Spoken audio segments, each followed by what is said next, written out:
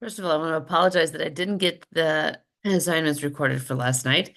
I pushed record and I don't know what happened, but this is going to be a recording of me just going over your assignments for next week.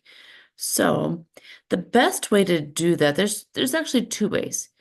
The first way, you could always go through modules, and that way you can always make sure that you get all your assignments, and you can see the online portion, and it tells you your essential questions, what you should have answered by the time you're done, your objectives, and then go through your agenda, watch the podcast, and then within there, of course, you have your quiz.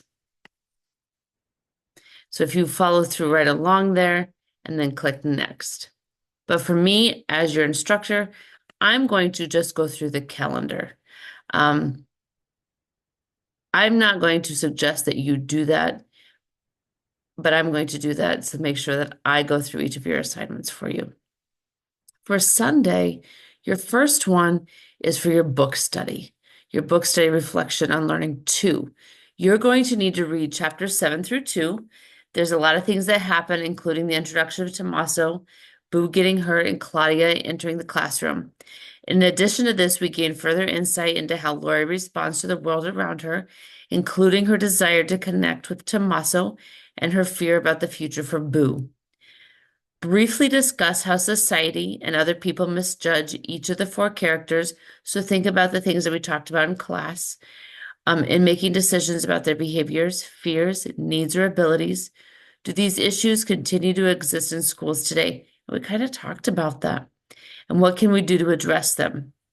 If you hover over those three dots and then go to show rubric, is where you can see what you need to do for those expectations.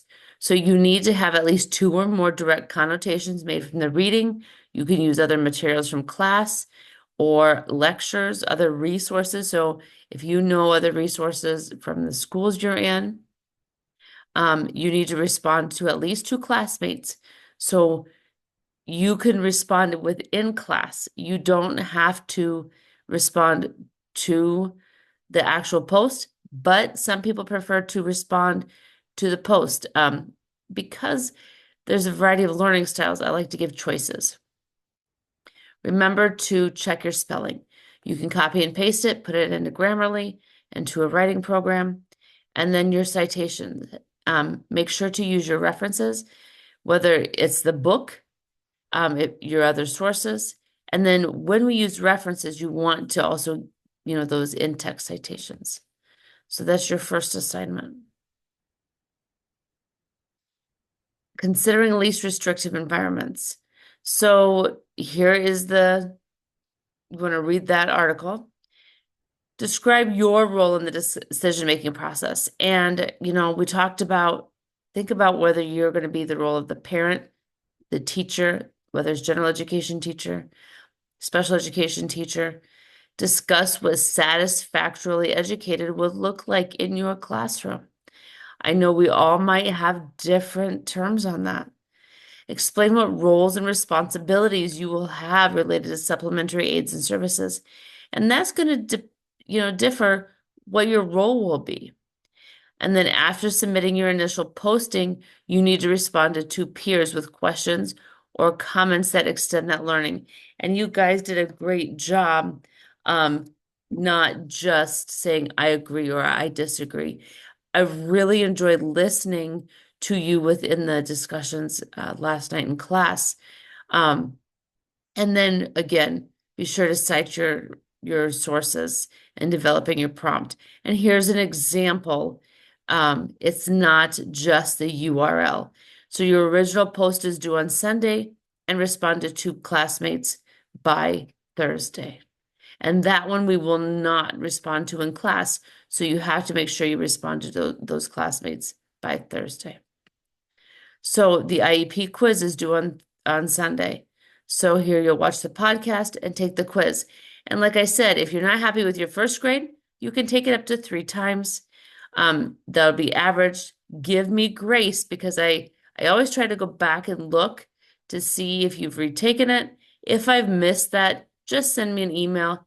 hey, Heather, will you go back and check? I I retook the quiz. Give me a little grace on that. Your key assignment, there's a key assignment check-in two components of the IEP. Your key assignment is a large project. We're going to be working on portions of it throughout the class. It's broken into smaller components throughout the semester so that you can prepare for the final submission. There's actually a template for that, and I'll go over that. I'll make a recording separate just for that. Based on this part of the assignment, you need to complete an essay of no more than 2 pages and submit it here for review. So what you need to do is think about the key components of the IEP, how they impact instruction and classroom culture, describe the components of the IEP that are most important to you as a teacher, include an explanation of how each of these components will inform your professional practices. Think about present levels of performance, including parent concerns, goals, services, accommodations, and modifications, and least restrictive environment. Make sure that you include your references. I know it doesn't require that, but you need to make sure you do that because if you look anything up, we always want to give credit where credit is due. And make sure that you also, like we talked about, follow the rubric. So we talked about the reflective questions. So when we look at different perspectives, different similarities,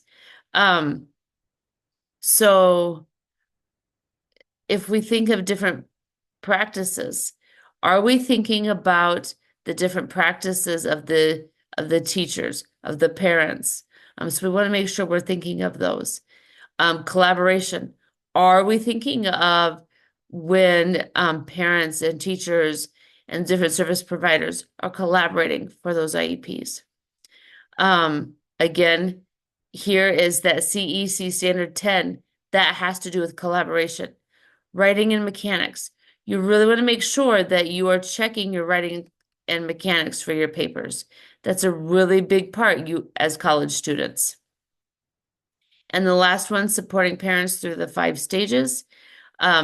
So there are resources that have been provided, and you want to, there's a graphic organizer here. You don't have to use that graphic organizer. You are welcome to.